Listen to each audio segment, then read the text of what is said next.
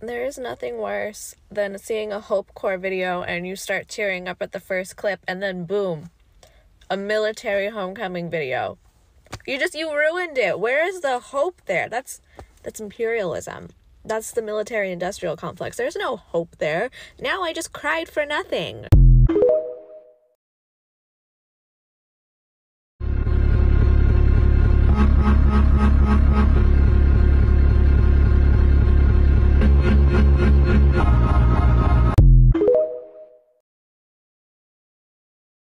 Okay, quick little check-in to see that we're still on the same page about what we believe in the world.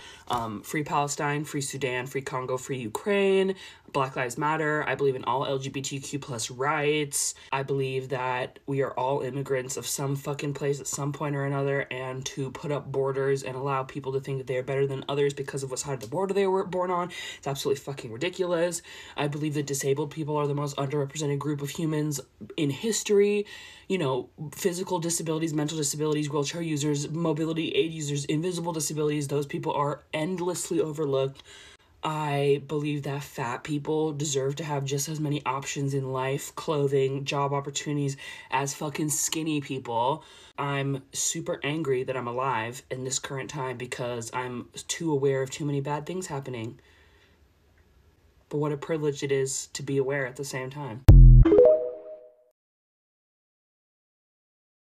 But I've gotten to the point, you should know this too, that I'm used to the sensation.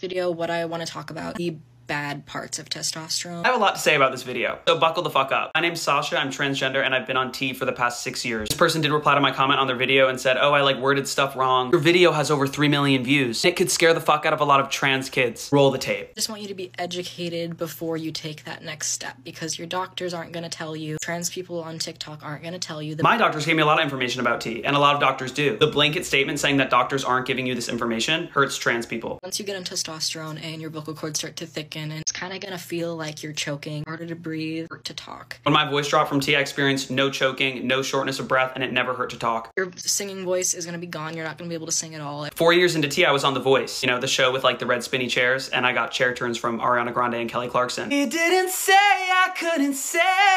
They're gonna tell you about bottom growth. They're not gonna tell you that hurts bad, and it always will. It's gonna make everything sexual not feel pleasurable anymore. Bottom growth can be like kind of sensitive. It's literally your privates. In my experience, it actually never hurt. So to say that it will always hurt and that you will never experience pleasure is so insanely irresponsible and scary. It is untrue. You can go on testosterone and have a lovely intimate life. You'll start to go through this thing called vaginal atrophy. That can cause sepsis and that can kill you. Vaginal atrophy is like a thing, but when you mentioned sepsis and death, you could have also mentioned that it's treatable. You can go to a doctor at treatment for it. You're not talking about these things realistically. Your fertility is most definitely going to be affected if you are on testosterone. True. Testosterone for a long time can cause issues with your urinary tract. You're gonna lose control of your bladder. You're gonna pee yourself a lot. Peeing yourself. That's a fucking new one. I'm not gonna go and say no one's experienced this, but the way you are phrasing everything in this video, you are acting like this is gonna happen. I've never fucking experienced this. You're talking in absolutes. You're saying shit that is not true. This video has over 3 million views and it could discourage a young person from receiving life-saving treatment. You could have made this video talking about your experience and like not done it like this. Over 3 million views.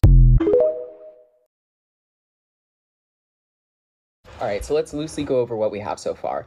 14% of the American population, 26 million people at least, are homeless. The amount of money it would take to end houselessness in America, the US has sent more than that to Israel to commit genocide against Palestinians. Majority of Americans are living paycheck to paycheck and can't afford healthcare or rent. The US is still sending money to Israel and has been paying for them to have free healthcare. The prison industrial complex is modern-day legal slavery. It is a for-profit, multi-million-dollar business. They are currently building 3 cop cities, one in Atlanta, one in Baltimore, one in Washington. Multi-million-dollar facilities to train cops to terrorize the people even more. In a lot of cities, they've already made it illegal to be homeless. If you are homeless, you either get fined money that you probably obviously don't have, or you go to jail. So they have more free slave labor. In Atlanta, the first city to start Cop City, they are trying to make bail funds illegal. So people that get arrested at protests that don't have the money to bail themselves out now aren't going to be able to get bailed out, even if their community is willing and able to help them. In DC, they are trying to make it illegal to gather in groups of more than 2. They are trying to make it legal to arrest people that look suspicious. Over 4 months later, and they are still ignoring the people and doing whatever the fuck they want. Think about how many people they're going to put in jail with all these things in place, how many people won't get out, and how much free slave labor they're about to have because of all of this. And it's not like anybody's gonna stop them, right? Because not enough people care to do anything about it for there to be enough of us to stop them, right? Because we've been talking about this for how long now? We've all been calling and protesting and doing what we can, but if we don't have enough people, nothing is going to happen. Nothing is going to stop them from doing what they're trying to do. And before you think, oh, I'm just one person, what can I do? If every single person says that, then obviously what the fuck can we do? But if every single person who says, oh, I'm just one person, instead does something about it, that I bet you will be enough people. I tried to reply to as many people as I could. I was wrong. 14% of the US population has been houseless at some point in their life. Still bananas. Over 653,000 people were houseless in 2023. But for you to say you think most of those people have a spending problem is insane. I feel like a good amount of Americans truly do not give a fuck about houseless people. Because rather than it breaking their fucking hearts that there are over 653,000 people without a roof over their head, they instead are just like, oh, well, all those people have a spending problem. All 653,000 of those people just have a spending problem. They just spend all their money on drugs. The price of everything, tuition, rent, gas, food, etc., has gone up so much, and the amount that people are getting paid has not. They're trying to take away programs that help people with low income, people that are at risk of being houseless. They're trying to take away programs that help people that are currently houseless. It is a problem with the system. But you know, I think another reason why this problem has gone on for so long is because there's people like this who truly do not give a fuck and don't see the problem. And it's the same thing when we're talking about, you know, things like Palestine and the prison industrial complex. People don't see these people as humans.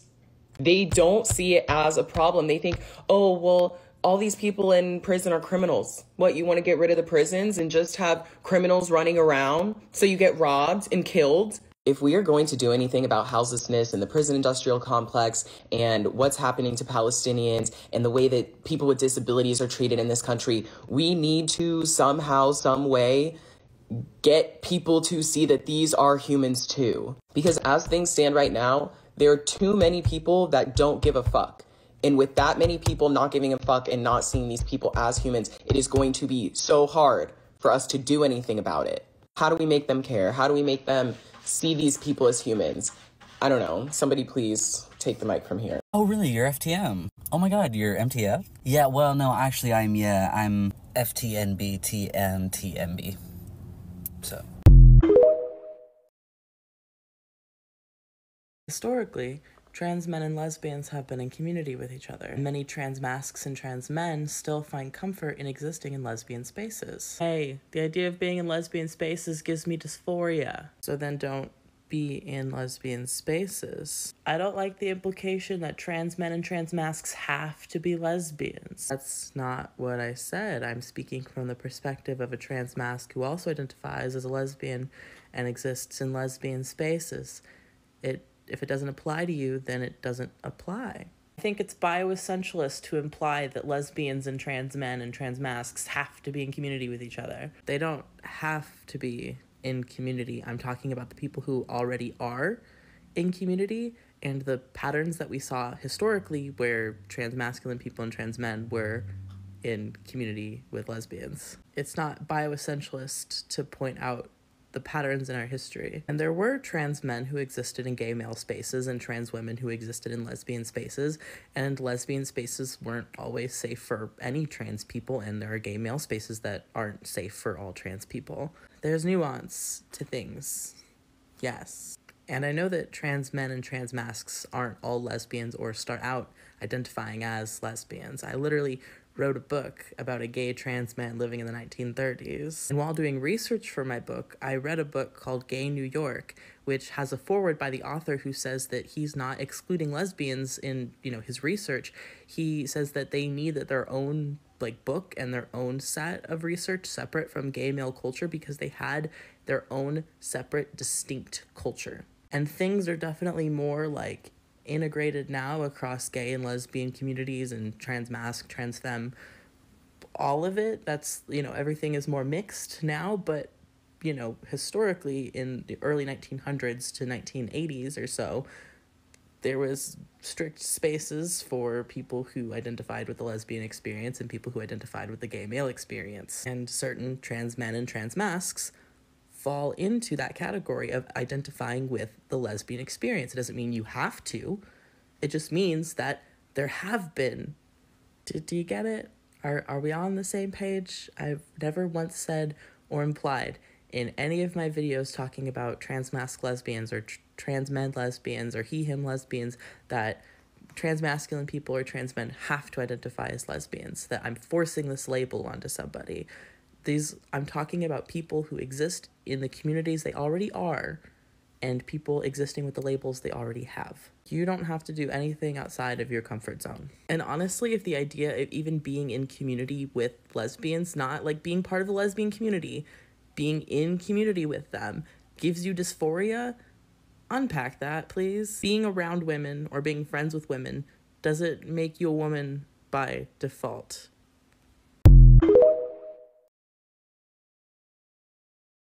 This is my daughter. In the same sweater. I bought this for her from H&M. She loved it. It's fuzzy and warm and comfy. She loved all the colors and it had pockets. I bet she loved the same exact things about that sweater as my daughter did. Like most little girls would. I mean, yeah, it's a great sweater. Look at them.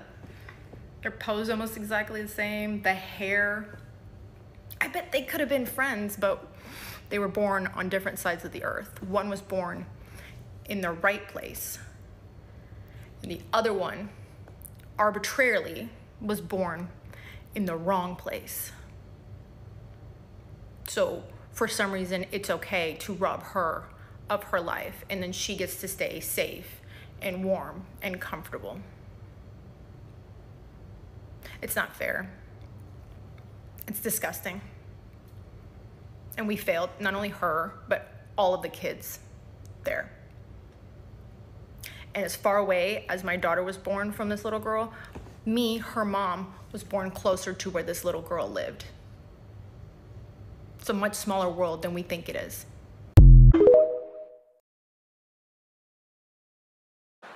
Some of you don't belong in the category. Oh, no, that was it. No, when I get nervous, I tell the truth. I'm gonna let Hugo respond to this comment for me. He has a lot to say. Go. Go, Hugo. You're allowed to use cuss words, by the way.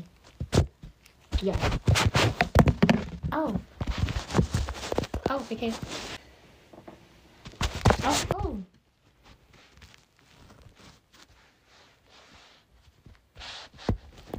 Oh, okay. So, oh shit. Hugo, I give you permission to use cuss words, okay? You can say whatever you want. Hugo, should I give you some privacy? Yeah, okay.